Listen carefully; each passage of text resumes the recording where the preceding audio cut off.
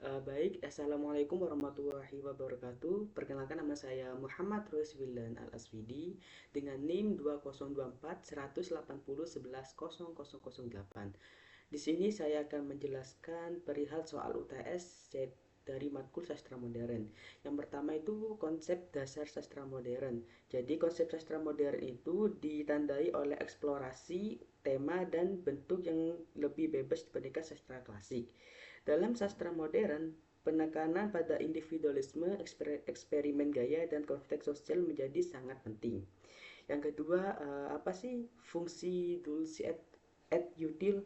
Jadi fungsi dulci et util itu mengacu pada dua fungsi utama sastra. Yang pertama itu ada hiburan atau bahasa latinnya adalah dulci, dan pendidikan adalah util. Fungsi hiburan memberikan kesan untuk pembacanya, tapi kalau pendidikan atau util itu memberikan nilai-nilai moral dan etika. Untuk contoh bukunya itu saya membaca novel yang berjudul Laut Bercerita.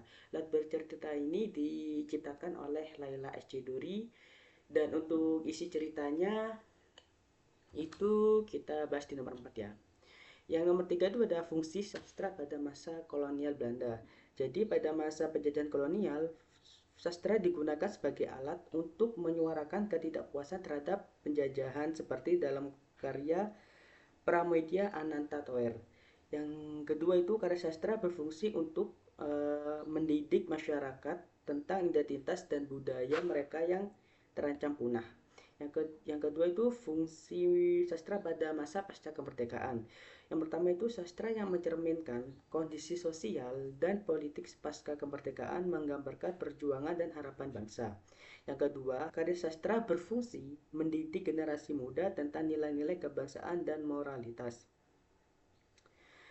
Untuk buku novel yang pernah saya baca itu ini ya, Laut Bercerita karya Laila S. Chudori. Jadi novel Laut Bercerita ini mengisahkan tentang perjuangan sekelompok aktivis mahasiswa di Indonesia pada masa Orde Baru, khususnya mengenai hilangnya beberapa aktivis pada tahun 1998.